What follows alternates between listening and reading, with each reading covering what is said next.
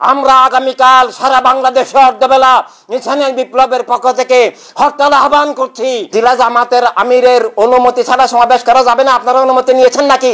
এই জামাত কি রাষ্ট্রের মালিক হয়ে গেছে নাকি?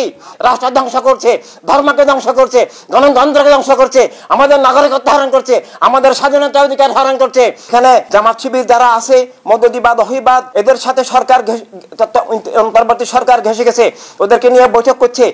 যে সমস্ত দল সবগুলোকে মিলালেও আমাদের একটা জেলা উপজেলা ইউনিয়নের সদস্যের সংখ্যা হবে না। অনিবন্ধিত দলকে নিয়ে সরকার, প্রশাসন, বিভিন্ন বাহিনী সবাই বৈঠক করছে, অথচ ইনসানিয়াত বিপ্লবকে আহ্বান করছে না। কিন্তু পরবর্তীকালে দেখলাম আমাদের সমাবেশ বিভিন্ন কিছুতে বাধা দিচ্ছে। গত 30 নভেম্বর ঢাকা প্রেস ক্লাবে আমাদের শান্তিপূর্ণ সমাবেশ করতে দেয় নাই। আজকে ফেনীর জনসমাবেশ ছিল মানবতা রাজনীতির উদয় করার জন্য, কিন্তু আমাদেরকে সমাবেশকে অনুমতি দিতে দেওয়া হলো না।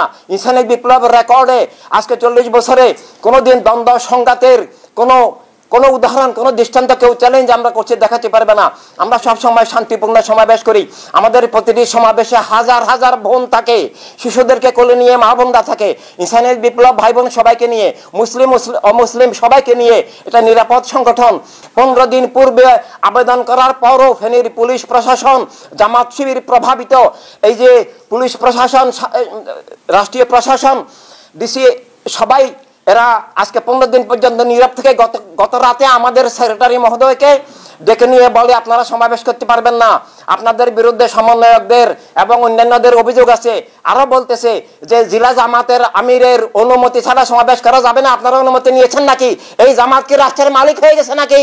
এরা কোনো নির্বাচিত নয়, কেউ নয়। কোনো নির্বাচিত সরকারও রাষ্ট্রের মালিক হতে পারে না, ম্যানেজার হতে পারে। এইভাবে রাষ্ট্রকে একদলীয়করণ, এক গোষ্ঠীকরণ করা হচ্ছে আগের মতো, আগের চেয়ে ভয়ঙ্কর ভাবে।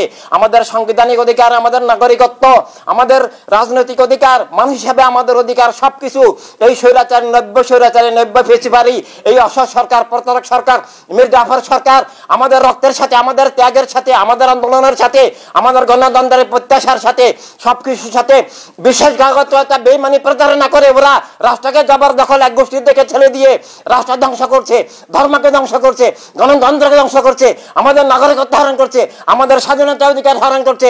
তাই আমাদের অস্তিত্ব রক্ষার জন্য, মানবতার অস্তিত্ব, জীবনের স্বাধীনতা, রাষ্ট্রীয় স্বাধীনতা এবং গণতন্ত্র, দিন ধর্ম রক্ষার জন্য সব মানুষের পক্ষ থেকে আমরা এই স্বৈরতন্ত্র, এই দস্যুতন্ত্রের পদচ্যুতির দাবিতে, আমাদের অধিকার রক্ষার দৃঢ় প্রত্যয়ে আমরা আগামীকাল সারা বাংলাদেশে অর্ধবেলা ইনসানিয়াত বিপ্লবের পক্ষ থেকে হরতাল আহ্বান করছি।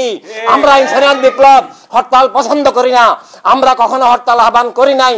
আমরা হরতালকে জনগণের জন্য দুর্ভোগ মনে করি, কিন্তু বৃহত্তর স্বার্থে, দিন ধর্ম রক্ষায়, রাষ্ট্র রক্ষায়, গণতন্ত্র রক্ষায়, আমাদের নাগরিকত্ব অধিকার স্বাধীনতা রক্ষায় আমরা বাধ্য হয়ে এই জনগণের স্বতঃস্ফূর্ত হরতাল আহ্বান করছি। যেটা পিকেটিং এর হরতাল নয়, জোরপূর্বক হরতাল নয়, গাড়ি ভাঙচুরের, অগ্নিসংযোগের হরতাল নয়। আমরা নিরাপদ, শান্তিময়, আদর্শিক সংগঠন। আমরা জনগণের স্বেচ্ছা হরতালের এই আহ্বান জানাচ্ছি। আর এরপর আমরা বলছি, এখনো যদি আজকে সন্ধ্যার মধ্যে, আজকে রাতের মধ্যে আমাদেরকে যদি বলা হয় জানা ঠিক আছে, আপনারা সর্বত্র সমাবেশ, আপনাদের সাংবিধানিক অধিকার, নাগরিক অধিকার, নিবন্ধিত রাজনৈতিক দল হিসাবে আগামী নির্বাচনের প্রস্তুতিমূলক সমাবেশ আমরা করতে পারবো, তাহলে আমরা আজকে সন্ধ্যার মধ্যে হরতাল প্রত্যাহার করব। আর না হলে অবশ্যই হরতাল হবে, আজকের অর্ধবেলা হরতাল হবে।